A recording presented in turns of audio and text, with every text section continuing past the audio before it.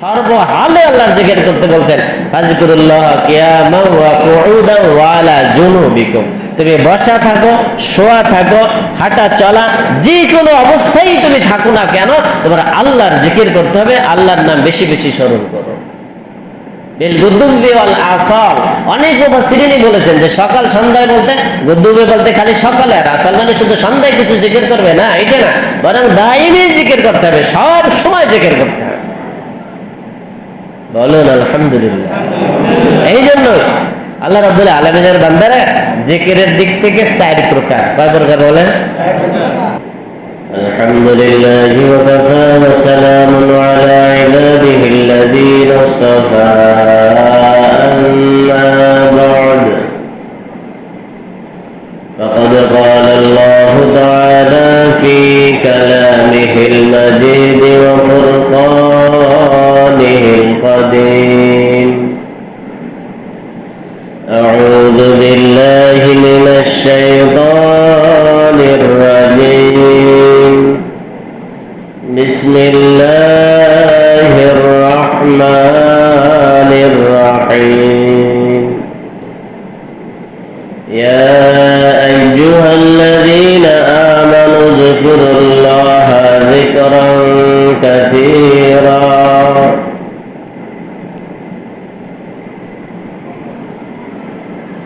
وقال عليه الصلاة والسلام إن هذه القلوب تسبأ كما يسبأ الحديد إذا أصابه الماء. قال وما جلاؤها يا رسول الله؟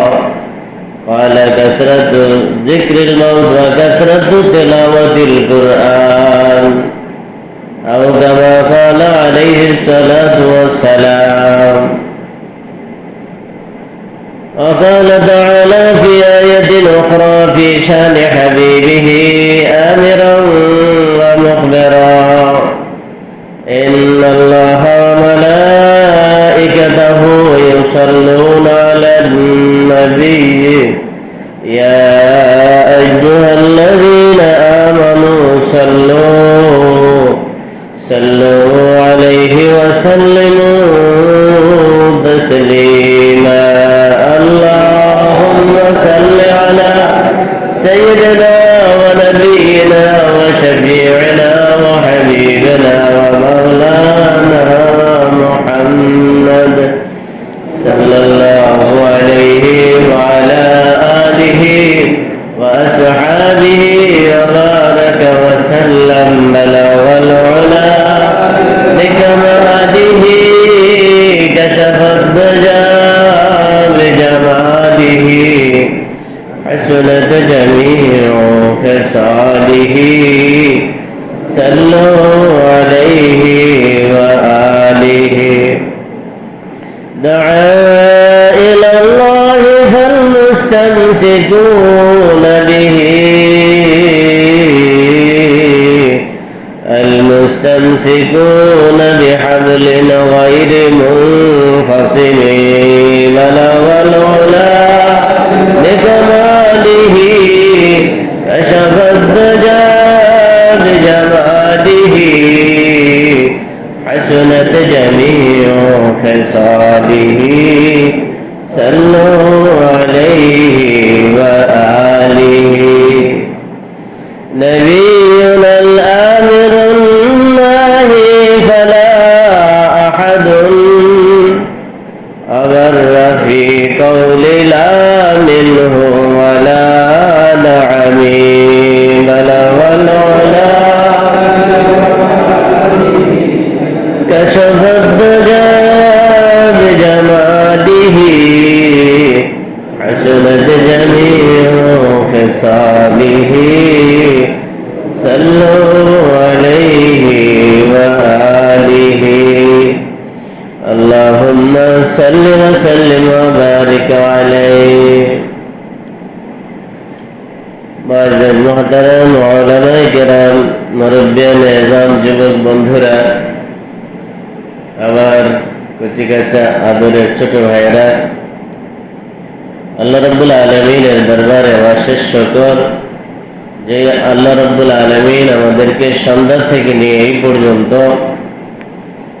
জিকির আজকার, তাসবিহ তাহলিল, কোরআন শরীফ তেলাওয়াত, সূরা মুশক, মাসলা মাসাইল আলোচনা এবং উলামায়ে কিরামের পবিত্র জবান থেকে দ্বীনি কিছু কথাবার্তা আলোচনা করার শোনার সুযোগ করে দিলেন। শুকরিয়া আদায় করে আলহামদুলিল্লাহ।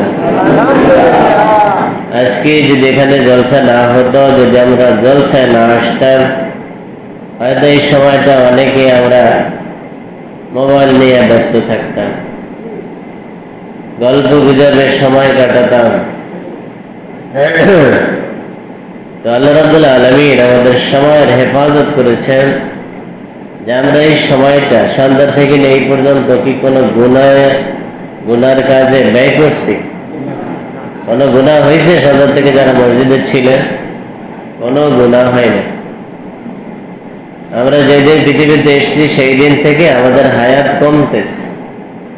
আজকের যে এই সন্ধ্যা থেকে নিয়ে এখন রাত 9:30 বাজে, এই যে সময়টা আমাদের জীবন থেকে গেল, এই সময়টাকে পুনর্বার আমরা কোনোদিন ফিরে পাবো? আমাদের জীবনে আর কোনোদিন এই আজকে শনিবারের সন্ধ্যা, অর্থাৎ সন্ধ্যা থেকে 9টা পর্যন্ত যে সময়টা গেল, এই শনিবার আর কি জীবনে ফেরত আসবে? তাহলে আমাদের হায়াত থেকে যে সময়টুকু চলে যায় সেটা চলেই যায়। ঘড়ির কাঁটা এক একটা সেকেন্ড সামনে অগ্রসর হয়, এর মানে আমি এক একটা সেকেন্ড, এক এক মিনিট, এক এক ঘন্টা কবরের দিকে আগাই যেতেছি।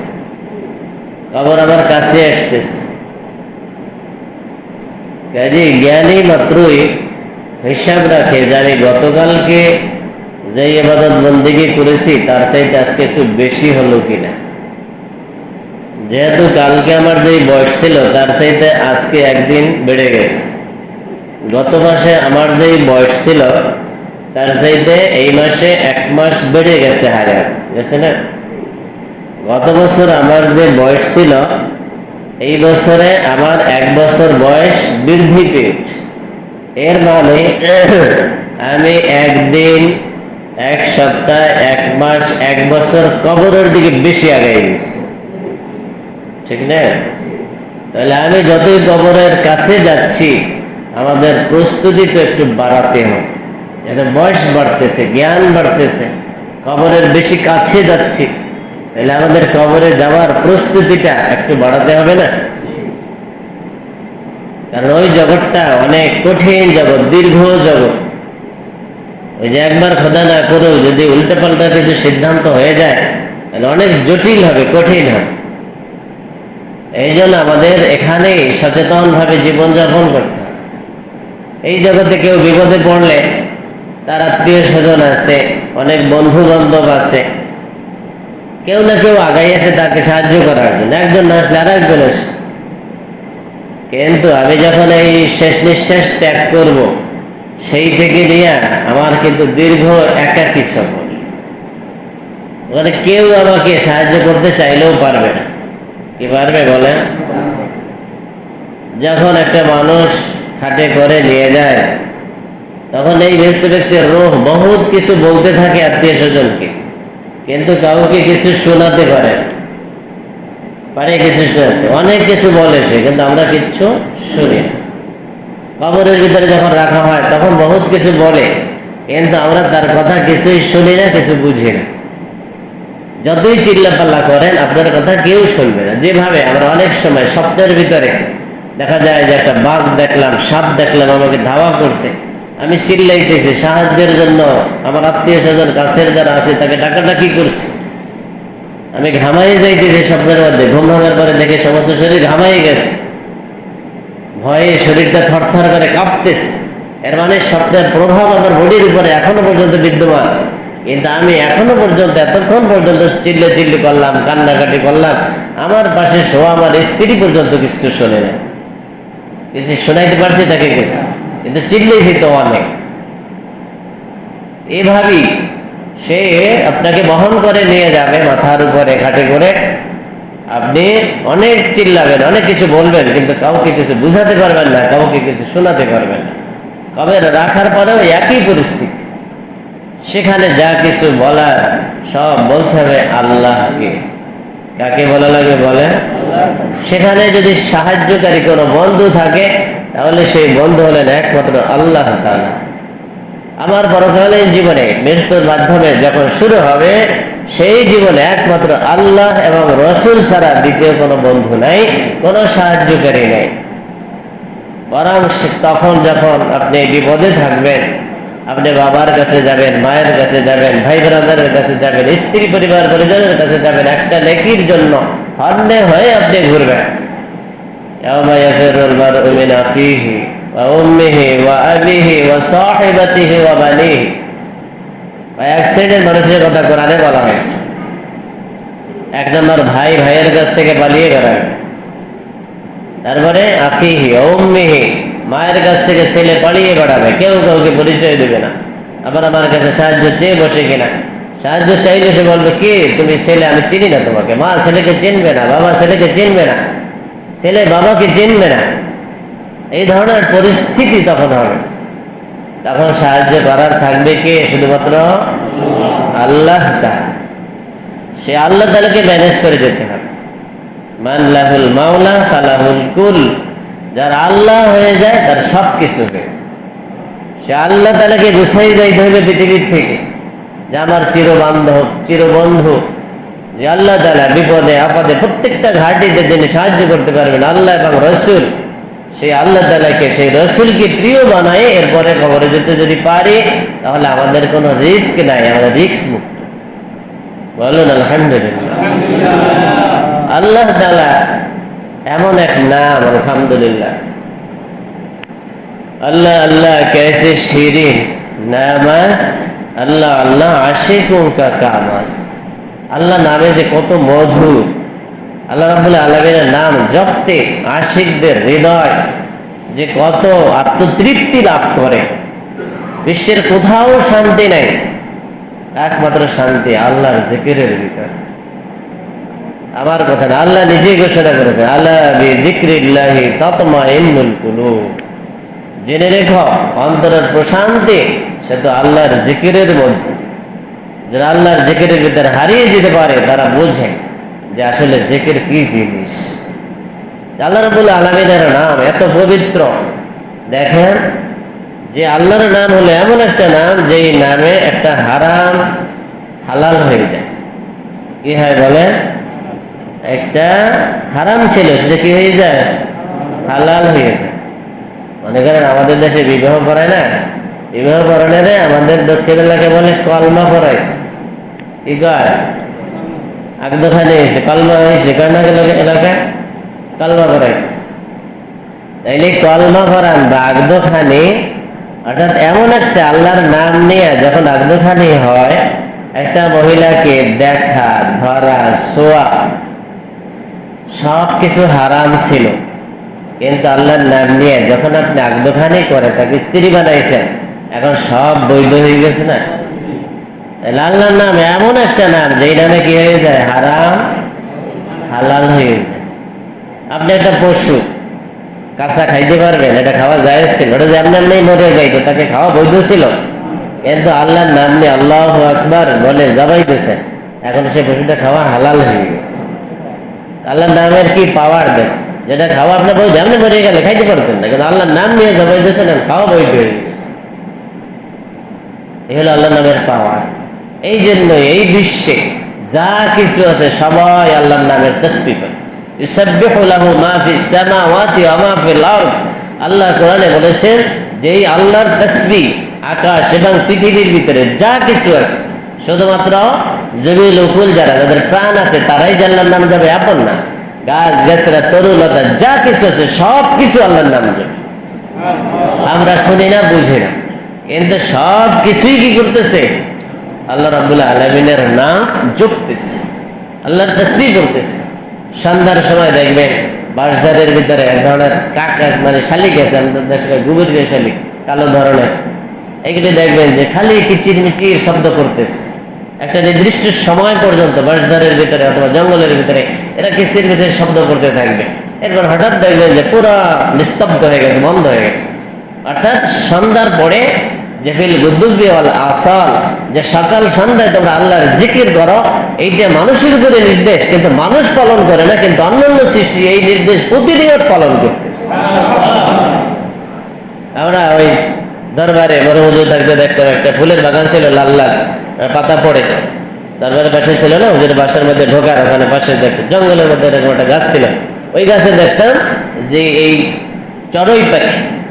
আবার মাজার শরীফের মধ্যেও ছিল, মাজার শরীফে সন্ধ্যার পরে খালি কিচিরমিচির, সন্ধ্যার পরে একটা নির্দিষ্ট সময় পর্যন্ত এরা খালি ডাকতে থাকতো, এরপর হঠাৎ করে আবার বন্ধ হয়ে যেত।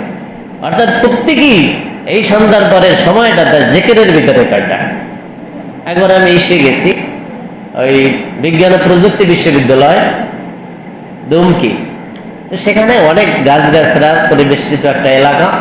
তো সেখানে দেখলাম যে সম্ভবত কাক বা এই জাতীয় কিছু পাখি হবে, বড় বড় আওয়াজ, মানে পুরো সন্ধ্যার পরে একবার গাছগুলো যেন সব মানে মোহিত করে, তারা শব্দ করে করে সব ডাকাডাকি করতেছে। সারাদিন তো শোনা যায় না এই ডাকটা, সন্ধ্যার পরের থেকে নিয়ে একটা নির্দিষ্ট সময় পর্যন্ত সে ডাকতে থাকে। এর মানে কি তার ভাষায় সে আল্লাহ তাআলাকে ডাকতেছে, আল্লাহর তাসবিহ করতেছে। ইউসাব্বিহু লাহু মা ফিস সামাওয়াতি ওয়াল আরদ, আকাশ এবং পৃথিবীতে যা আছে সব কিছু আল্লাহ তাআলাকে ডাকে। আমি একটা কিতাবের ভিতরে দেখেছি, জুলফিকার নকশবন্দি আছে পাকিস্তানের, ওনার আলোচনায় আমি শুনেছি যে যতক্ষণ পর্যন্ত পাখি আল্লাহ তাআলার নাম স্মরণ করে ততক্ষণ পর্যন্ত সে কোনো শিকারীর খাঁচায় ধরা পড়ে না। যতক্ষণ পর্যন্ত মাছ সে আল্লাহর জিকিরে রত থাকে ততক্ষণ পর্যন্ত কোনো জেলের জালের ভিতরে আটকা পড়ে না। কিন্তু যখনই সে জিকির বন্ধ করে দেয় তখনই সে জেলের জালে আটকা পড়ে, পাখি মানে মৃত্যুবরণ করে, অথবা কোনো শিকারের ভিতরে সে শিকারে পরিণত হয়ে যায়। কোন পানি যতক্ষণ পর্যন্ত আল্লাহর নাম নিয়ে জারি থাকে কখনো দূষিত হয় না, দুর্গন্ধযুক্ত হয় না। কিন্তু পানি যখনই সে আল্লাহর নাম নেয় না, থেমে থাকে, রাকেদ হয়, তখনই সেই পানিটা দূষিত হয়, নষ্ট হয়, ব্যবহার উপযোগী হয়ে যায়। তাহলে সব কিছু এই বিশ্বে মানুষ বলেন, কীট পতঙ্গ বলেন, সব কিছু আল্লাহর জিকির করবে, এটাই ছিল আল্লাহর নির্দেশ। উযকুরুল্লাহ যিকরান কাসীরা, তোমরা বেশি বেশি পরিমাণে আল্লাহর জিকির করো। সব ইবাদতের মূল হলো আল্লাহর জিকির, সব ইবাদতের মগজ হলো আল্লাহর জিকির। আল্লাহর জিকির আছে তো সব ইবাদত হবে, আল্লাহর জিকির থাকবে তো সব বন্দিগি হবে। আল্লাহর জিকির নাই, এগুলি সোনা চাবানো, কোনো ইবাদত বন্দিগির ভিতরে রূহ থাকবে না। প্রাণহীন একটা বডির যেভাবে মূল্য নাই, ওই ইবাদত বন্দিগির জিকির ছাড়া যদি হয় সেই জিকিরের কোনো মূল্য নাই। এই জন্য আল্লাহ রাব্বুল আলামিন নামাজ পড়বেন প্রথমেই নির্দেশ দিয়েছেন, ওয়াযাকারা ইসমা রাব্বিহি ফাসাল্লা। আমার কথা না আল্লাহর কথা। ওয়াযাকারা ইসমা রাব্বিহি ফাসাল্লা ক্বাদ আফলাহা মান তাযাক্কা ওয়াযাকারা ইসমা রাব্বিহি ফাসাল্লা। সফল কাম সেই সমস্ত ব্যক্তিরা যারা তাজকিয়ায়ে বাতিন অর্জন করেছে, আত্মশুদ্ধি করেছে, নিজেকে পরিশুদ্ধ করেছে, আর কি করছে, ওয়াযাকারা ইসমা রাব্বিহি, সে তার প্রতিপালকের নাম স্মরণ করেছে, নামের জিকির করছে, ফাসাল্লা, এরপর নামাজ পড়ছে। এখানে তো বলে নাই যে ফাসাল্লা ওয়াযাকারা ইসমা রাব্বি, আগে নামাজ পড়বে তারপর তার আল্লাহর নাম স্মরণ করবে, জিকির করবে, এই কথা কইছে। কোরআন শরীফের ভিতর তারতিব কি, ওয়াযাকারা ইসমা রাব্বি ফাসাল্লা, যে সে তার প্রতিপালকের নাম আগে স্মরণ করছে, এরপরে সে নামাজ পড়ছে। আগে লাগবে আল্লাহ রাব্বুল আলামিনের নামের জিকির করা, এরপর নামাজ পড়া লাগবে। কারণ আপনার নামাজ হবে না যদি জিকির না থাকে। নামাজ তো আল্লাহ রাব্বুল আলামিন এর হাবিব নির্দেশ দিয়েছেন কিভাবে পড়বে, আন তা'বুদাল্লাহ কাআন্নাকা তারাহু ফাইন লাম তাকুন তারাহু ফাইন্নাহু ইয়ারাক। তুমি আল্লাহর এভাবে ইবাদত করবে যেন তুমি আল্লাহ তাআলাকে সচক্ষে দেখতেছ, দেখে দেখে তার সামনে সিজদা করতেছ। তোমার যদি এই রকমের মুরাকাবার হাল না হয়, অন্তত চিন্তা করতে হবে আল্লাহ তোমাকে দেখতেছেন। তাহলে আমি নামাজের ভিতরে 4 রাকাত নামাজ পড়বো, 4 রাকাতের নামাজ প্রথম থেকে শেষ পর্যন্ত আল্লাহকে দেখে দেখে বা আল্লাহ দেখতেছেন এই রকমের আল্লাহকে হাজির নাজির উপস্থিত জেনে আমি পড়তে পারবো। কোন যোগ্যতায়, কোন সাধনা করলে প্রথম থেকে শেষ পর্যন্ত আপনি নামাজটা আল্লাহর জন্য পড়তে পারবেন? আগে লাগবে জিকির করা, আগে লাগবে মুরাকাবা করা। কি করা লাগবে? মুরাকাবা করা লাগবে। বর্তমান যুগে বিভিন্ন ফাতোয়া দিয়া আমাদের যে কিছু আমল ছিল সে আমল থেকে আমাদেরকে দূরে সরাই দিচ্ছে। এগুলো আলেম নামের কলঙ্ক। আমরা আগে ছোটবেলায় জানতাম যে নামাজ পড়তে গেলে আগে আমরা জায়নামাজের দোয়া পড়তাম। জায়নামাজের দোয়া ছিল না সেপারায়, ইন্নী ওয়াজ্জাহতু ওয়াজহিয়া লিল্লাযী ফাতারাস সামাওয়াতি ওয়াল আরদা হানিফা ওয়া মা কানা মিনাল মুশরিকিন। জায়নামাজের দোয়া সবাই মুখস্থ আছে না? আগের যারা সেপারা পড়ছেন হেরা পড়ছেন, বর্তমান যুগের সেপারা কইতে পারবে না, কারণ এ যুগের কায়দার ভিতরে ওই ইন্নী ওয়াজ্জাহতু উঠেই গেছে, নাই। জায়নামাজের দোয়া বলতে কিছু নাই, এখন আর শেখে না। জায়নামাজের দোয়াটা কি আসলে, কেন এইটা তো একটা কোরআন শরীফের আয়াত, এটা কেন পড়া হবে? আমি এই আয়াতের ভিতরে কি বলতেছি? আমি যখন আল্লাহর সামনে দাঁড়াবো, জায়নামাজটা বিছাচ্ছি, তখন আমার মুরাকাবা শুরু হয়ে যাবে। ইন্নী ওয়াজ্জাহতু ওয়াজহিয়া, আমি আমার সত্তাকে সমর্পণ করতেছি, ফিরাইতেছি আল্লাযী ফাতারাস সামাওয়াতি ওয়াল আরদ, যিনি আকাশ এবং পৃথিবীকে সৃষ্টি করেছেন, সেই সত্তার দিকে আমার মন প্রাণ সব কিছু ফিরাই দিলাম, সব কিছু ঘুরাই দিলাম। কোনো দিকে আর মন থাকবে না, তার সম্পূর্ণ মনকে সব দিক থেকে ফিরায় একমাত্র আল্লাহ রাব্বুল আলামিনের কদমে ন্যস্ত করা। এটাই হলো ইন্নী ওয়াজ্জাহতু ওয়াজহিয়া লিল্লাযী ফাতারাস সামাওয়াতি ওয়াল আরদ হানিফান। হানিফ মানে কি? মাইলান আনিল আদিয়ানি কুল্লিহা, সমস্ত বাতিল ধর্ম, সমস্ত মতবাদ, সমস্ত খেয়ালাত থেকে আমার মনকে ফিরাইয়া একমাত্র আল্লাহর দিকে মনোনিবেশ করলাম। কি বলেন, এটা একটা মুরাকাবা না? এই মুরাকাবার ভিতরে আগে নিজেকে নিয়ে এসে এরপরে সে কি করবে? আল্লাহু আকবার বলে যখন নাকি হাত উঠাবে, আল্লাহই মহান, আল্লাহই শ্রেষ্ঠ, এছাড়া দ্বিতীয় কেউ শ্রেষ্ঠ নাই, এইটা জেহেনে বসে আল্লাহর সামনে দাঁড়াইছে। নামাজ তো সকল অশ্লীল কাজ থেকে ফিরে।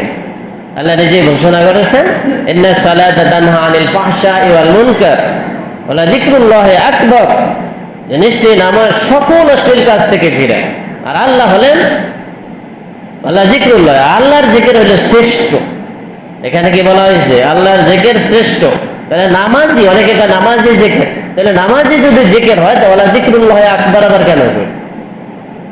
নামাজ তোমাকে সব কাজ থেকে ফিরাবে যদি নামাজটা জিকির হয়। নামাজের ভিতরে যদি জিকির থাকে, জিকির মানে স্মরণ, পুরো নামাজের ফার্স্ট টু লাস্ট যদি আল্লাহকে স্মরণ করে তার কদমে সিজদা দিতে পারো, আল্লাহর জন্য যদি লিওয়াজহিল্লাহ যদি তোমার নামাজটা হয়, তাহলে ওই নামাজ তোমাকে সব গুনাহ থেকে ফিরাবে।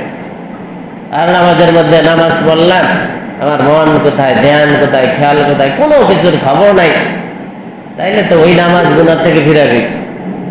ওই নামাজ গুনাহ থেকে ফেরানোর মতো কোনো যোগ্যতা রাখে না।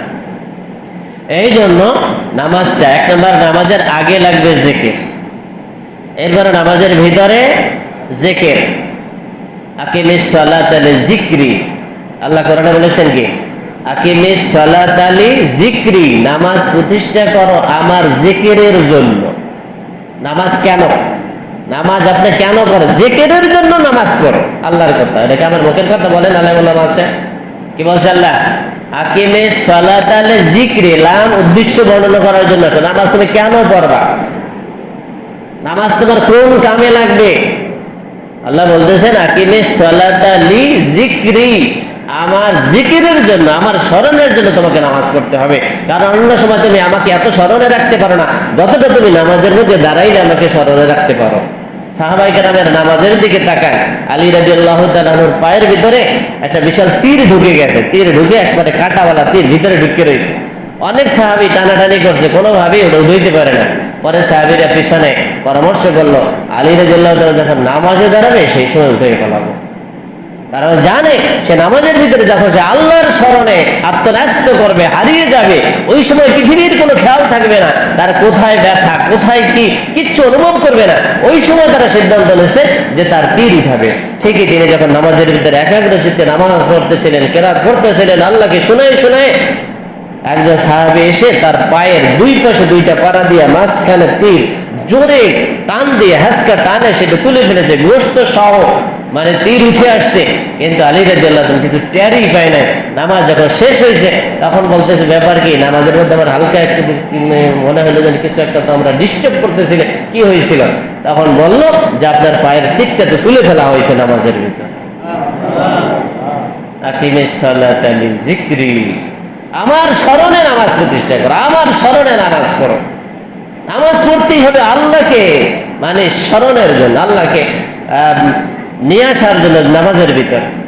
কিন্তু আমরা তো নামাজ পড়ি, নামাজের মধ্যে একটা মশাই কামড় ধরে ঠাস করে এমন থাপ্পড় দিই পুরো মসজিদে খবর হয়ে। আমার নামাজের মধ্যে সবকিছু মনে থাকে, আল্লাহর দিকে ধ্যান। এক লোক নাকি ইমাম সাহেবের লোকমত দিয়েছে, ইমাম সাহেব 3 রাকাতে বসে গেছে। আজকে আমি 3 রাকাতে আল্লাহু আকবার বললে হঠাৎ করে বসে যেতে চলে না, ওই রকম নামাজের মধ্যে 3 রাকাতে সে বসে গেছে, সালাম ফিরে ফেলেছে। আর পিছন থেকে একজন বলতেছে, মুসল্লি হুজুর নামাজ 3 রাকাত হয়েছে। কি করে বলবেন নামাজ 3 রাকাত হয়েছে? হুজুর নামাজ 3 রাকাত, অন্যান্য আমার 3 রাকাত দিয়েছে নামাজ। কিভাবে বলেন, আপনার কিভাবে বলেন? আমার হুজুর 4টে দোকান, এই 4টে দোকানের প্রথম রাকাতে প্রথম দোকানের হিসাব সব মিলেছে, দ্বিতীয় রাকাতে দ্বিতীয় দোকানেরটা মিলেছে, আবার 3টা দোকানের হিসাব মিলানো হয়েছে, আর ভিতরে সালাম ফিলেছে, আর একটা দোকানের হিসাব মিলাইতে পারিনি এখনো পর্যন্ত। কাজে নামাজ তো 4 রাকাত কোনোদিনই হয় না, এটা আমি নিশ্চিত। বুঝতে পারছি? 4 রাকাতে 4টে দোকানের হিসাব মিলায় প্রত্যেক দিন, আর আজকে দেখে 3টে দোকানের কেবল হিসাব হয়েছে, আর একটা থাকতে সালাম ফিরে ফেলেছে। কাজে নামাজ হয়েছে করে না। এই রকমের খালি ওনার গল্প শুনে তো আমরা হাসি, আমাদের নামাজের দিকে তাকান, এইভাবেই নামাজ আমাদের হচ্ছে।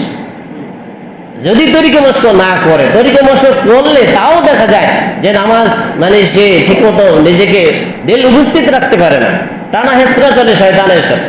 শয়তান তো আপনাকে কোনোভাবেই, আপনি আল্লাহকে হাজির নাজির যে ইবাদত বন্দেগী করবেন, জান্নাতের চাবি আপনি অর্জন করবেন, এটাকে সরদিন শয়তান কোনোদিন দেবে আপনাকে? সে তো আদুব্য মুবিন, সে তো চ্যালেঞ্জ করে আসছে, লাউযবিয়ান্নাহুম আজমাইন, যে উম্মতে মুহাম্মাদের সকলকে আমি পথভ্রষ্ট করবো, এই চ্যালেঞ্জ আল্লাহর সামনে করে আসছে না? আপনাকে নামাজ পড়তে দেবে কেন? এই যে নামাজের মধ্যে সে আপনাকে ডিস্টার্ব করবে, এটাই স্বাভাবিক। আপনার কি করা লাগবে? শয়তানের সাথে যুদ্ধ করে নামাজে আল্লাহ তাআলাকে উপস্থিত রাখতে। এই জন্য বলা হয় নামাজ যারা আমরা পড়ি, 5 ধরনের নামাজ আমরা পড়ি। 5 ধরনের মুসল্লি আছে সমাজে। এক ধরনের মুসল্লি আছে যারা নামাজ পড়েও জাহান্নামে যাবে, বলেন নাউজুবিল্লাহ। এক ধরনের মুসল্লি আছে কি নামাজ পড়িয়াও জাহান্নামে যাবে। আমার কথা না, কোরআন বলেছে ফাওয়াইলুল লিল মুসাল্লিন আল্লাযীনা হুম আন সালাতিহিম সাহুন। ওয়াইল জাহান্নামের তলদেশে একটা গভীর যে কূপ আছে, ওয়াইল নামক, এই কূপের ভিতরে মুসল্লিরা যাইবে। কারা? বুঝতে পারছেন? এখানে কাফিরিন কয় নাই, ফাওয়াইলুন লিল মুসাল্লিন। মুসল্লি মানে কি? নামাজি। ওয়াইল দোজখটা মুসল্লিদের জন্য। কারা? কোন মুসল্লি? এটা সিফাত কি? আল্লাযীনা হুম আন সালাতিহিম সাহুন, যারা নামাজের মধ্যে গড়িমসি করে। ফজরের নামাজের আজান হয়ে গেছে, উঠ মানে কি হয়েছে, তাহলে বউ ডাকতেছে, ওর মানে উঠতে এত ব্যস্ত হয়েছে বা কি হয়েছে, যায় নাই নামাজ, গড়িমসি করতেছে, অলসতা করতেছে। কিছু কিছু মুসল্লি আছে যারা জিজ্ঞেস করা হয় ওই হুজুরের কাছে, মাঝে মাঝে আমরা তো থাকে যে ঠিক মতো নামাজ পড়েন, হুজুর পড়ি। পড়ি যে কবার ঢঙে বোঝা যায় যে সব পড়ে না। তখন হুজুর আবার প্রশ্ন করে 5 ওয়াক্ত পড়েন? হুজুর 5 ওয়াক্ত হয় না ঠিক মতো, 3 ওয়াক্ত হয় ঠিক মতো। ফজর আর এশা মাঝে মাঝে পারি না, ফজর তো পারি না, 4 ওয়াক্ত পড়ি কিন্তু ফজর পারলে উঠি না। তাহলে এই 3 ওয়াক্ত যদি কেউ পড়ে বা 4 ওয়াক্ত পড়ে, তাহলে সে কি মুসল্লি হইবে? এর শাস্তি দেওয়া হবে। একে কি করা হবে? ওই জাহান্নামের তলদেশে ওরা থাকবে যারা নামাজে গড়িমসি করে, অলসতা করে, নামাজ ঠিক মতো পড়ে না, পড়লেও টাইম মতো পড়ে না। অনেকে আছে তার মনে করেন দোকানদারি করতেছে, অথবা একটা ব্যবসায়ী প্রতিষ্ঠান আছে, আজান হয়েছে সাথে সাথে সেই ব্যবসায়ী প্রতিষ্ঠান বন্ধ করে মসজিদে যাবে, এটা ছিল নির্দেশ শরীয়তের। কিন্তু সে চিন্তা করতে পড়বো না 1 লাখ না। 1 লাখ নামাজ আর জামাতে নামাজের মধ্যে অনেক ডিফারেন্স। আমরা তো মোটামুটি কিছু সূরা কেরাত জানি, কিছু জানি না। অনেক আছে তো সূরা কেরাত ঠিক মতো পারেনি না, তার জন্য সহজ সিস্টেম হলো ইমামের পিছনে নামাজ পড়বে। তাইলে ইমামের কেরাত আপনার জন্য যথেষ্ট হয়ে গেল, আপনার কেরাত পড়া লাগলো না। ওই ইমামের শুদ্ধ কেরাতের দ্বারা আপনার নামাজটা শুদ্ধভাবে হয়ে গেল। আর যদি ভালো নামাজ ভালো কেরাত পারেও সে যদি জামাতে যায়, জামাতে গেলে সম্মিলিতভাবে নামাজের ভিতরে যে একটা খুশু খুশু মন মানসিকতা থাকে, 1 লাখ নামাজে দাঁড়াইলে যত বড় আলেম হোক সে কি হবে না, ওই মনমানসিকতা, এই খুশু খুশু থাকবে না। রাসূল সাল্লাল্লাহু আলাইহি ওয়াসাল্লাম এই জন্য উদাহরণ দিয়েছেন যে সালাতুল ফাজে অর্থাৎ একাকী নামাজ যেন কোন দল থেকে ছুটি গিয়ে একটা বকরি সে বাগানের ভিতরে বা কোথাও একাকী ঘাস খাচ্ছে, ওই একাকী ঘাস খানেওয়ালা বকরিটাকে একটা শিয়াল যে কোনো সময় এসে হামলা করে নিয়ে যেতে পারে, কিন্তু দলের ভিতর থেকে একটা ভেড়া বা একটা বকরি নেওয়া তো সোজা না। এভাবেই মুসল্লি যদি জামাতের সাথে নামাজ পড়ে, তার থেকে শয়তান এসে একজনের নামাজ ছিনিয়ে নিয়ে যাবে, এটা শয়তানের জন্য এতটা সোজা না যতটা সোজা একাকী নামাজ পড়লে তাকে নিয়ে যাওয়া। বুঝাইতে পারছি? তো আমরা নামাজ পড়তেছি, নামাজি 5 ধরনের বলছিলাম। যে এক ধরনের নামাজি আছে, নামাজ পড়ে সে জাহান্নামে যাবে, যারা নামাজের ভিতরে অলসতা করে। দ্বিতীয় নম্বর নামাজি, নামাজ পড়বে ঠিক, কিন্তু নামাজ হিসাব দিয়ে যাইতে পেতে পারে, কিন্তু হিসাবের কাঠগড়ায় দাঁড় করানো হবে, হিসাব সব সঠিকভাবে দিতে পারলে তাইলে যাই। একটা তো জাহান্নামে যাবে কনফার্ম। দ্বিতীয় নম্বর, সে তো যাবে হয়তো পারবে, কিন্তু তাকে কাঠগড়ায় দাঁড় করানো হবে, হিসাব নিকেশ দিয়ে যেতে হবে। আমাদের ছেলেদেরকে, আমাদের নুরানি কারি সাহেব যারা থাকেন, তারা একটা হাদিস করা, আউয়ালু মা ইউহাসাবু বিহিল আবদু ইয়াউমাল কিয়ামাতিস সালাহ, কিয়ামতের দিবসে প্রথম নামাজের হিসাব হবে। ফামান নাজা মিনহু ফামা বাদহু আইসারু মিনহু, যেই ব্যক্তি নামাজের হিসাব নিকেশে মুক্তি পাবে, পরের গুলো তার জন্য সহজতর করা হবে। আমান লাম ইয়ানজু মিনহু ফামা বাদহু আশাদ্দু মিনহু, আর এই নামাজের হিসাবে যদি কেউ বেঁচে যায়, নামাজের হিসাব যদি সঠিকভাবে না পড়ে, তাহলে পরের গুলো আরো কঠিন থেকে কঠিনতর করা হবে। স্বাভাবিকভাবেই দেখবেন, ইন্টারভিউতে গেলে আমরা ছাত্র ভর্তি করি, অনেক সময় ইন্টারভিউতে জিজ্ঞেস করে, বলো তুমি গায়রে মুনসারিফের সবাব কয়টা? যারা আরবি কাওয়ায়েদ বোঝে তারা বুঝবে গায়রে মুনসারিফ মোটামুটি একবারে কঠিনও না আর একবারে সহজও না প্রশ্নটা। গায়রে মুনসারিফের সবাব যে 9টা আছে, এটা যদি পারে তাহলে মনে করি মোটামুটি একটা আইডিয়া আছে, তখন দ্বিতীয়বার প্রশ্ন করার দরকার। ঠিক আছে, যাও তুমি এই ক্লাসে বুঝো। যখন এইটা পারে না, জিজ্ঞেস করলে সে কইতে পারতেছে না, তখন চিন্তা করি ছেলেটাকে ভর্তিতেও নেওয়া দরকার। এখন এটা পারলো না, তাইলে ওকে পাস করানোর জন্য আরেকটা প্রশ্ন করা লাগে। তাই ঠিক আছে, যে তুমি বলো ফেলে বোঝারে এর আপ কি, আর একটা প্রশ্ন করলাম, এটাও পারে না, আর ভর্তিও করতে চাই, ওকে তো মুক্তি দিতে চাই, করলাম আর এক প্রশ্ন। তাইলে দেখেন, যে পারে না তার কিন্তু প্রশ্ন বাইরে যাইতেছে, যে পারলো তাকে করলাম একটা প্রশ্ন লিখে দিলাম, জামাতে হাসতাম। আর যে পারতেছে না, হ্যাঁ কিন্তু একটার পর একটা প্রশ্ন 3টা 4টে করিয়া, এরপর যখন দেখে পারি না, তখন তো বাদ দিয়ে দিই। কিন্তু তাকে রক্ষা করার জন্য প্রশ্ন বেড়ে যায়। এভাবেই কিয়ামতের দিবসে কেউ যদি নামাজের হিসেবটা ঠিক মতো দিতে পারে, এটা গায়রে মুনসারিফের প্রথম প্রশ্ন, যা তুই পাস। বাকিগুলি যদিও সে অনেক ভেজাল আছে ভিতরে, ওগুলি দেখবে না, আগে তো নামাজটা ঠিক আছে, যেহেতু যা তুই পার হয়ে গেলি। আমার নাজা মেনো ফামা বাদহু আইসারু মেনো আমার লামিয়ানজু মেনো। আর যদি নামাজের হিসেবে কেউ আটকে যায়, তাহলে পরের গুলো আরো কঠিন থেকে কঠিনতর হয়ে যায়। বুঝতে পারছেন? তাহলে 1 নম্বর বললাম, নামাজ পড়েও জাহান্নামে।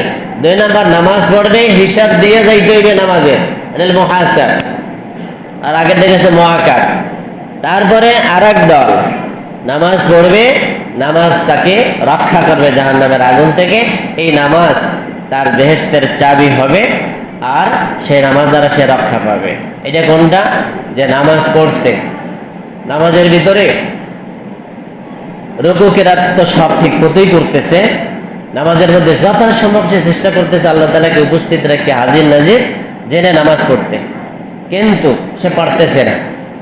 একটু নামাজের মধ্যে খেয়াল নিয়ে আসে যে আমি তো আল্লাহর সামনে দাঁড়াইছি, আমি এদিকে খেয়াল করি কেন, নামাজের মধ্যে দাঁড়াইছি, চিন্তা করতেছে, কিরাত পড়তেছে, মানসিকতা ভালো ছিল, একটু পর কোথায় মন হারাই গেছে কোনো খবর নেই, কোন ফাঁকে যে ছুটতে গেছে মন অন্যদিকে সে কইতেই পারে না। এরকম হয় না? এরকম যাবে মানে শয়তান নিয়ে গেছে, সাথে সাথে আবার সে ঘুরাই নিয়ে আসে। হ্যাঁ হ্যাঁ, আমি নামাজের মধ্যে এগুলি কি কল্পনা করতেছে, আবার সে আল্লাহর ধ্যানে থাকতেছে, আবার কোন ফাঁকে শয়তান নিয়ে গেছে, আবার নিয়ে আসে। এইভাবে যেই নামাজটা টানাটানি চলতে থাকে, শয়তান করতুন না, আবার হ্যাঁ করতুন, হ্যাঁ ভাগে নিয়ে আসে। অর্থাৎ শয়তান তো সারার পাত্র না, সেও টানতেছে, হ্যাঁ টানতেছে, হ্যাঁ টানতেছে, হ্যাঁ টানতেছে। সে যদি বিজয় হইতে পারে, তাহলে এই লোকটা নাজি। এগুলো নাজিদের নামাজ। আর একটা নামাজ হলো, যেই ব্যক্তি তরিকা চর্চা করে, নিয়মিত ইবাদত বন্দেগী করে, ওই আনতা আবুদুল্লাহ কান্নাকা তারাহু, তুমি আল্লাহ রাব্বুল আলামিনকে দেখে দেখে ইবাদত করবে, এটা শুধুমাত্র নবীরাই পারে, এটা সাধারণ মানুষ পারে না। আল্লাহকে তারা নবীরা আল্লাহর ইবাদত করে, আল্লাহকে দেখে দেখে ইবাদত করে। আর অন্যান্য ওলি যারা যারা তারিকা মাসে করে, তাসাউফ চর্চা করে, তারা এই খেয়ালে নামাজ পড়তে পারে যে আল্লাহ আমাকে দেখতেছে। আল্লাহ কি করতেছে? আমাকে দেখতেছে। হাতেম আসাদ নামে একজন আল্লাহর ওলি ছিল। এই আল্লাহর ওলি একবার আলোচনা করতেছে, তার এক সাগরেদ জিজ্ঞেস করছে, হুজুর আপনি নামাজ কিভাবে পড়েন? শোনো, আমি যখন নামাজে দাঁড়াই তখন আমি কল্পনা করি যে আমি যে নামাজটা পড়তেছি এটা আমার জীবনের শেষ নামাজ, আর কোনো নামাজ আমি পড়তে পারবো এটা কোনো সময় ভাবি না। মনে করি এইটা আমার জীবনের শেষ নামাজ। কেউ যদি বুঝতে পারে যে এইটা আমার জীবনের শেষ নামাজ, তাহলে সে নামাজটা কেমনে পড়বে বলেন? পুরো চোখের পানি দিয়া ভিজাইয়া এইভাবে 2 রাকাত নামাজ পড়বে না? এইটা আমি শেষ নামাজ মনে করি, আর কোনো নামাজ পড়তে পারবো এইটা কোনোদিন আশা রাখি না। আর যখন দাঁড়াই আমি মনে করি যে আজরাইল আমার পিছনে আছে। কয়টা জিনিস খেয়াল দেখেন, আজরাইল যে আমার পিছনে আছে, ও খপ করে আমাকে এখানে জান কবজ করতে পারে। আমার ডান পাশে জান্নাত আছে, আমার বাম পাশে জাহান্নাম আছে। আল্লাহ রাব্বুল আলামিন আমার সামনে উপস্থিত, সামনে আল্লাহ উপস্থিত, তাকে দেখে দেখে সেজদা। ডান পাশে আমার জান্নাত, বাম পাশে আমার জাহান্নাম। উল্টা পাল্টা হইলেই জাহান্নামে যাব, নামাজ ঠিক থাকলে চাবি পাবো, জান্নাতে যেতে পারবো। আর এইটি সর্বশেষ নামাজ, যেহেতু পিছনে আমার আজরাইল ওত পেতে দাঁড়িয়েছে। এইভাবে আমি নামাজের মধ্যে খুশুর সাথে একমাত্র আল্লাহর ধ্যানে নামাজ পড়তে থাকি। বলেন, এইভাবে আমি যখন কল্পনা করে নামাজে দাঁড়াই, তো নামাজে আমার কোনো সময় এদিক সেদিকে মন যায় না। ওই ছাত্র জিজ্ঞেস করলেন, হুজুর এইভাবে আপনি কত বছর পর্যন্ত নামাজ পড়েছেন? উনি বললেন, আল্লাহ শুকরিয়া, আমি 30 বছর পর্যন্ত এইভাবে আল্লাহকে হাজির নাজির যেটা নামাজ পড়েছি, কোনোদিন আমার নামাজের ভিতরে মন এদিক সেদিকে যায় নাই।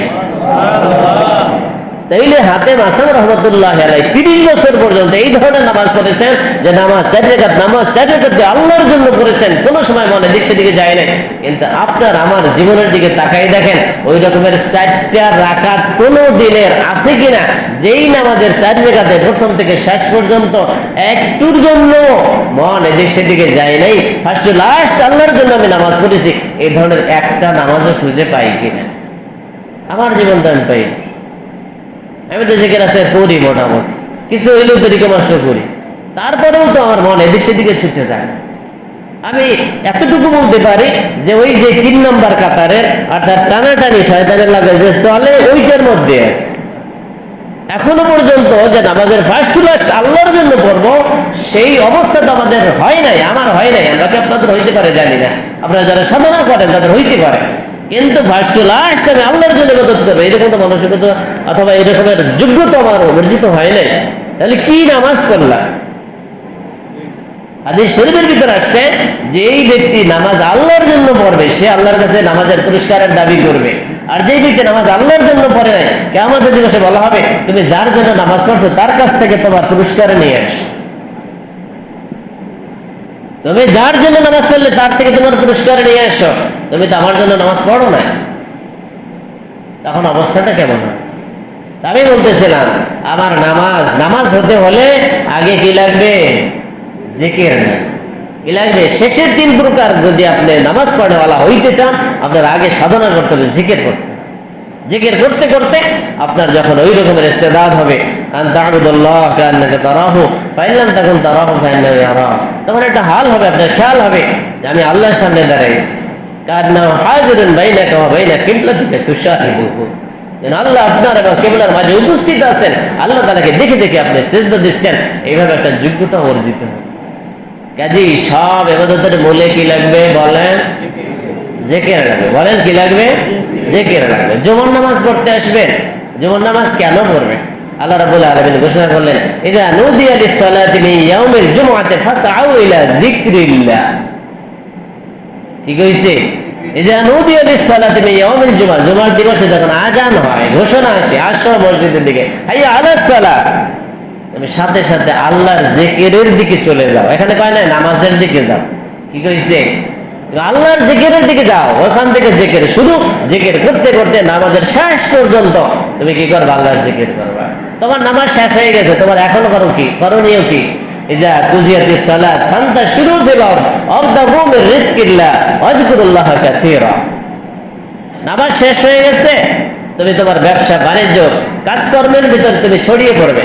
ইযা কুজিয়াতিস সালাত ফান্তাশিরু ফিল আরদ, তুমি জমিনে ছড়াই পড়ো। ওয়াবতাগু মির রিজকিল্লাহ, আল্লাহর দেয়া রিজিক তোমার ব্যবসার মাধ্যমে যে কোনো পরিশ্রমের মাধ্যমে আল্লাহর দেয়া রিজিক তুমি অর্জন করতে থাকো। কিন্তু উযকুরুল্লাহা কাসীরা, বেশি বেশি করবে না, আল্লাহর জিকির করবা, আল্লাহকে ভোলা যাবে না কোনো অবস্থায়। তাহলে নামাজ পড়লাম, আল্লাহর আগে বললো আল্লাহর নাম স্মরণ করো, নামাজ পড়ো। নামাজের মধ্যে আল্লাহর স্মরণ করো। জুমার নামাজ পড়ে ফেলেছ, এখন তোমার কি করা লাগবে? বেশি বেশি আল্লাহর জিকির করতে হবে। হজ্জে গেছেন, হজ্জের যখন গুরুত্বপূর্ণ রকম আরাফার ময়দানে অবস্থান করা, তাই না? উকুফে আরাফা আপনার সমাপন হয়েছে। আল্লাহ রাব্বুল আলামিন নির্দেশ দিলেন, ওয়াইদা আফাতুম মিন আরাফাত ফাযকুরুল্লাহ, যখন তুমি আরাফার ময়দান থেকে ফিরতে থাকো ওই সময় তুমি বেশি বেশি পরিমাণে আল্লাহকে স্মরণ করো, আল্লাহর জিকির করো।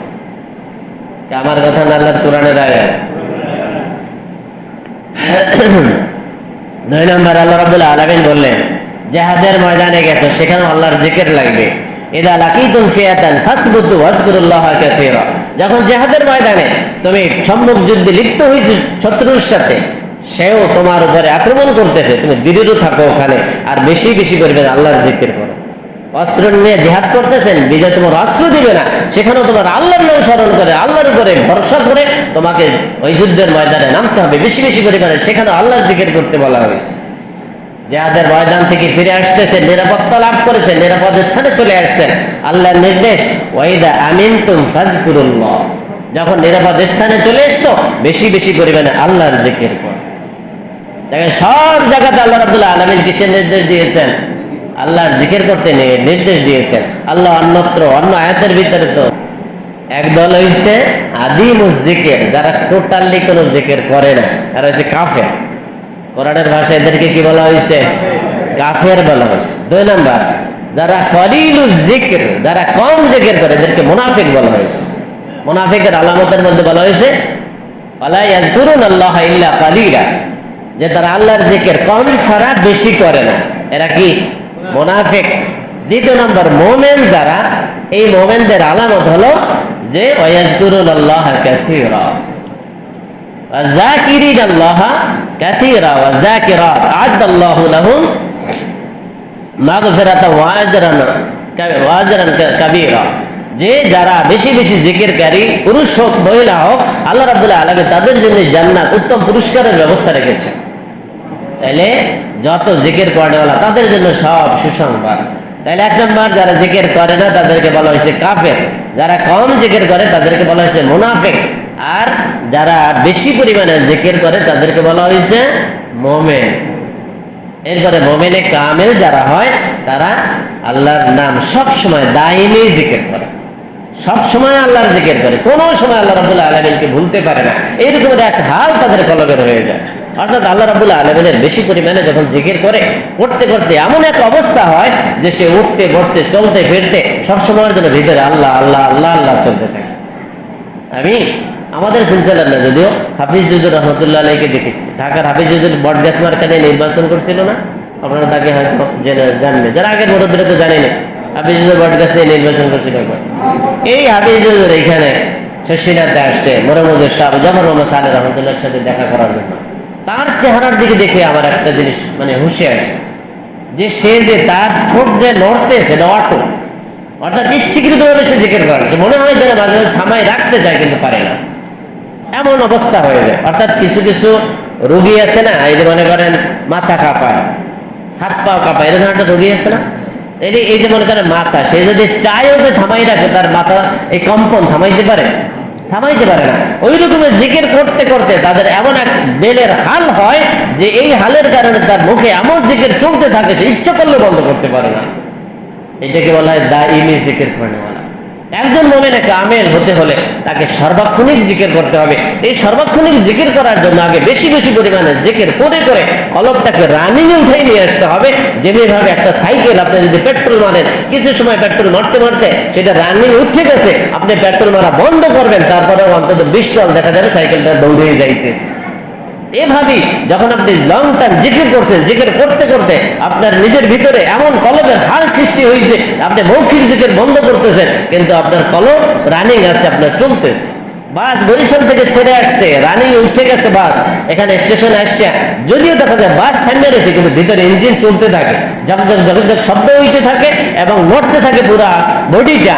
এভাবেই আপনি হয়তো এক জায়গায় থামে যাবেন, কথা বলবেন, কাজ করবেন, কিন্তু আপনার ভিতরে ইঞ্জিন চলতেছে, চলতে থাকবে, ও কোনোদিন বন্ধ করতে পারবেন না। এইরকম একটা হাল আপনার হয়ে যাবে ইনশাআল্লাহ। কিন্তু সেই হালটা না আসা পর্যন্ত চেষ্টা করে রানিং এ স্টার্টিং এ উঠাইতে হবে। মনে করেন আপনার ওই বাসটা ভাবে চলবে ঠিক, কিন্তু ওইটা ছোট যদি গাড়ি হয় তাহলে এটা তো স্টার্ট উঠাইতে হইবে আগে মেশিন উঠে গেলে স্টার্ট, এরপরে সে রানিং থাকবে, চলতে থাকবে। কিন্তু স্টার্ট উডন লাগবে না আগে, তাহলে স্টার্ট উডনের জন্য কি করা লাগবে? কষ্ট করে কিছু সময় সাধনা করে জিকির করা লাগবে। এই যদি জিকির আমাদের ঠিক থাকে, আমার সব কথার মূল কথা যে সব ইবাদত বন্দেগীর মূলে কি? জিকির। যদি জিকির থাকে নামাজ ঠিক থাকবে, নামাজ হবে। জিকির যদি থাকে জাকাত হবে। জিকির যদি থাকে রোজা হবে। জিকির যদি থাকে তাহলে হজ হবে। আপনার সব ইবাদত বন্দেগী হবে, আল্লাহর জন্য হবে যদি আমার জিকির ঠিক থাকে। আর জিকির নাই তো এগুলি সব শয়তানের ভাগে পড়ে যাবে। এই জন্য আমি পরামর্শ দিব, আপনারা দৈনন্দিন এখানে সন্ধ্যার পরে কিছু সময় হলেও আপনারা জিকিরে বসবেন। ইমাম সাহেব যদি অলসতা করে তাকে বলবেন হুজুর আমাদেরকে নিয়ে প্রত্যেকদিন জিকির করাবেন, আপনি প্রত্যেকদিন জিকিরে বসবেন। আপনি বসলে আমাদের বসা হবে, দেখবেন ব্যস্ততার শেষ নাই। শয়তান আপনাকে বিভিন্ন তাড়া দেবে যে না এই কাজ আছে, ওই কাজ আছে, এখন মাগুরো যাইতে কত গুরুত্বপূর্ণ কাজ।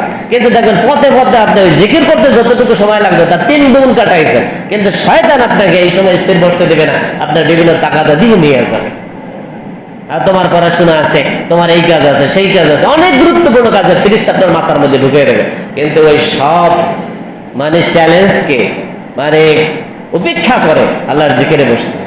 কারণ শয়তানকে তাড়ালে একমাত্র ক্ষেপণাস্ত্র হইছে আল্লাহর জিকির। তো মনে করেন আপনার শত্রু যদি দেখে যে ওর কাছেই একটা অস্ত্র আছে, আগে কিন্তু আপনার ওই অস্ত্রটা সরাই দেবে। ওইটা যদি ও নিতে পারে তাই তো আমার উপরে আঘাত করবে, কি করবে না? সচেতন শত্রু সে কি করবে যে আপনার আশেপাশে কোন অস্ত্র আছে কিনা এইটা আগে দূরে সরাইয়া এরপর আপনার আক্রমণ করবে।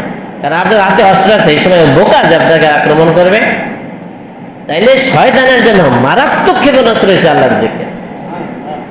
আমার কথা না রাসূলের কথা। আর শাইতানু জাসিমুন আলা কলবি ইবনে আদম, একজন আদম শয়তানের কলবের মধ্যে শয়তানের চঙ্গল মারিয়ে বসে থাকে। ইজা যাকারাল্লাহ খালাস, যখন আল্লাহর জিকির করে শয়তান অস্থির হয়ে যায়, সেখানে আর থাকতে পারে না, সে সোজা ভাগতে থাকে আর গায়ে আগুন জ্বালায়। গাফালা ওয়াসওয়াসা, যখন আল্লাহর জিকির থেকে গাফেলা তখন পুরা শান্তি শয়তানের, আবার সেই জায়গা। বুঝতে পারছেন? তাহলে শয়তানের ক্ষেপণাস্ত্র কি? আল্লাহর জিকির। তাহলে আপনি জিকির করবেন আর শয়তানকে তাড়াবেন, এই দেখে শয়তান কোনো সময় চাইবে না। কাজে আপনি যেন জিকিরে না বসতে পারেন, এইটার জন্য প্রথম কাজ করবে সে, অস্ত্র সরাইবে আপনার কাছ থেকে। এই জন্য যেই সন্ধ্যার সময় আপনি ইমাম সাহেব জিকিরে বসছে, আপনি আওয়াবিনটা তো কোনো অনেক আওয়াবিন না করিয়েছিল, ধর এত ইবাদত বন্দেগী এই বয়সে কি দরকার আছে, বুড়ো হইলে এই সময় করবো, এখনই আওয়াবিনটা হবেন, এত কিছু দরকার। পোলায় আওয়াবিন করে, হেরা আরো ভাবে নসিহত করে, আবার তুই পরীক্ষার্থী, তুই এত তাড়াতাড়ি কি শুরু করছিস? আমি আমার দেখো কোনো সময় জিকির বইতে, তুই এখন যে জিকির করতে পরীক্ষা থইয়া দেখছে। তো যদি সে জিকিরে বসতে পারে তাহলে অন্তত এতটুকু নিশ্চিত থাকা যায় আরো কিছু ইবাদত বন্দেগী সে করতে পারবে। আর শয়তান এটা কোনোদিন চাইবে না যে আপনি জিকির করে শয়তানকে দূরে সরাই রাখেন আর আপনি অন্য ইবাদত বন্দেগী করিয়া জানেন নিরিবিলি এদিকে, এটা কোনোদিন চাইবে না। এই জন্য জিকিরই বসতে দেবে না। কিন্তু শত্রুর কথা শুনবেন না বন্ধুর কথা শুনবেন? বলেন কার কথা শুনবেন? শত্রুর কথা যদি কেউ শোনে সে কোনোদিন বিজয় লাভ করতে পারে? তাহলে শয়তান তো আমাকে সরাবে, এটা তো নিশ্চিত। কাজে শয়তানের কথা শোনা যাবে না। শয়তান যত ওয়াসওয়াসা দিক, যত ব্যস্ততা থাক, আমি আগে 300 বার জিকির ইমাম সাহেবের সাথে করব, এরপরে আমি অন্যান্য দুনিয়ার সব কাজ করব। এটা কি আমরা পারবো? এটা কেটা পারবেন না আজ জায়গা পারবে না কে কে সে আজ জায়গাইতে কইছে কে কে পারবে না সে আজ জায়গাইবে আমরা এত ব্যস্ততা আপনি পারবেন না এটা এইরকম কেউ থাকলে সে আজ জায়গা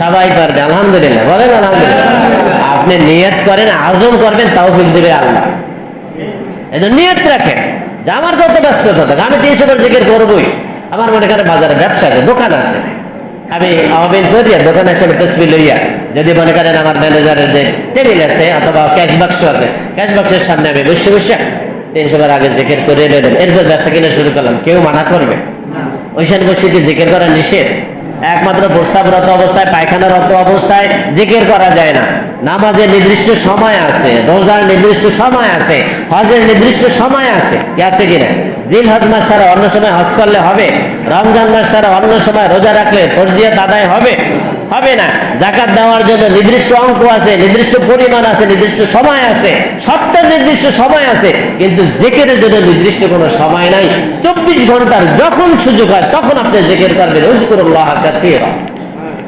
আল্লাহর জিকির বেশি বেশি পরিমাণে করো সকাল থেকে সন্ধ্যা পর্যন্ত যখন সময় পাও তখন করো আপনার যখন সুযোগ হয় তখন আপনি করবেন আপনি সন্ধ্যার পরে ব্যবসা করেন বাজারে দোকানদারি করেন কে বলে আপনাকে সন্ধ্যা করতে আপনি ভোর রাত্রে উঠে ফজরের আজান থেকে নিয়ে আপনি পুরা ইমাম সাহেবের ইকামত পর্যন্ত তাসবিহ নিয়ে জিকির করতে থাকবেন দেখবেন কয়েক হাজার জিকির হয়ে গেছে আপনি মসজিদে আসছেন তাসবিহের সাথে সাথে মসজিদে আসেন আসি ইমাম সাহেবের সুন্নাত পড়ে বসে গেছেন তাসবিহ নিয়ে ইমাম সাহেবের ইকামত মুয়াজ্জিনের ইকামতের পূর্ব পর্যন্ত আপনি দেখবেন 500 1000 1500 জিকির হয়ে গেছে কি করা সম্ভব কিনা শুধু খেয়ালের বিষয় শুধু খেয়ালের বিষয় আমাদের অনেকেরই একটা পাও কবরের কাছে দিয়ে ফেলেছে দেখতে দেখতে কতটা বছর চলে গেল আমার বয়সে 53 চলতেছে ওই দিন আমি কাঠাইলে গেলাম শুনলাম কাঠাইলে যে হুজুর ছিল সিদ্ধান্ত ছিল না মাওলানা তৈয়বুর রহমান হেড মুহাদ্দিস ছিল উনি 53 বছর বয়সে ইন্তেকাল করছে আমার কলিজাটা চিট দিছে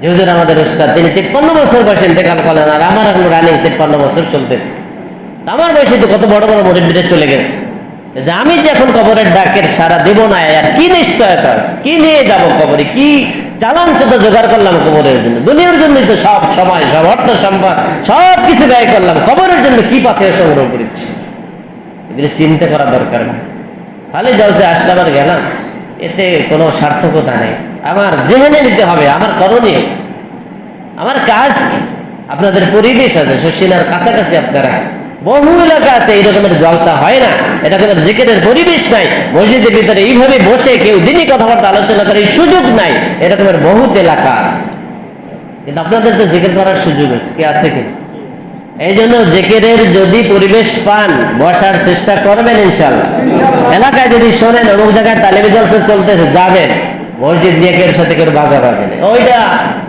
কি জানি কয় মালিক সাহেবের মসজিদ ওখানে যাবো কেন আমাদের মসজিদ কম আছে নাকি টাইলসওয়ালা এই মসজিদ ওখানে জলসা হইলে আপনি যাবেন না কে কাছাকাছি ওই মসজিদে জলসার খবর পাইলে ওখানে যাওয়া যায় না এখন বাড়ি মসজিদ যদি ওখানে খবর পান ওখানে যাওয়া যায় না শশীনা মসজিদে কি যাওয়া যায় না আপনি তো ইচ্ছে করলে প্রত্যেক দিনই জলসা অংশগ্রহণ করতে পারেন কতটুকু সময় এই সময়ের জন্য আফসোস হবে কত লাইসা তাহাসসাদ আহলুল জান্নাতি ইল্লা আলা সাদিল মারাদিন লাম ইয়াজকুরুল্লাহ কিয়ামতে যখন জান্নাতে যদি যায় না এই সময়গুলোর জন্য আফসোস হবে যে এই সময়টা কোন ইবাদত বন্দেগী ছাড়া কাটাইছে হ্যাঁ আরেকটু যদি ইবাদত বন্দেগী করে আসতাম তাহলে আরেকটা উন্নত মানের জান্নাত আমি পাইতাম আফসোস হবে তখন কিন্তু এই সময় একটু জোর হবে না কিছু কাজ হবে না কিছু কাজে সময় থাকতে আমরা সময়ের সদ্ব্যবহার করি নিয়মিত যদি আমরা তালিমি জলসায় অংশগ্রহণ করতে পারি এবং এই তালিমি জলসা শুধুমাত্র শোনা না বরং আলেম ওলামা আমাদেরকে যেই দিক নির্দেশনা দেন যে উপদেশ গুলি দেন যা কিছু বলেন সেইটা শুনে আমল করার চেষ্টা করি ইনশাআল্লাহ করবো না আজকে আমার পুরা ওয়াজের সারমর্ম যে আমরা যেন নিয়মিত জিকির করি 5 ওয়াক্ত নামাজ ঠিক মতো পড়বেন আর এই নামাজকে ঠিক করার জন্য আগে কি করবেন জিকির করবেন আমার কথা না আল্লাহর কথা ওয়াজাকারাসমা রাব্বি ফাসাল্লা যে তারা যেন আল্লাহর নাম বেশি বেশি স্মরণ করে কোন নামাজ আল্লাহ রাব্বুল আলামিন আমি যা কিছু আলোচনা করলাম তার চেয়ে বেশি আমল করার তৌফিক দান করেন আপনারাও যা কিছু শুনলেন তার চেয়ে বেশি আমল যেন আপনারাও করতে পারে ওয়া আখিরু দাওয়ানা আলহামদুলিল্লাহি রাব্বিল আলামিন।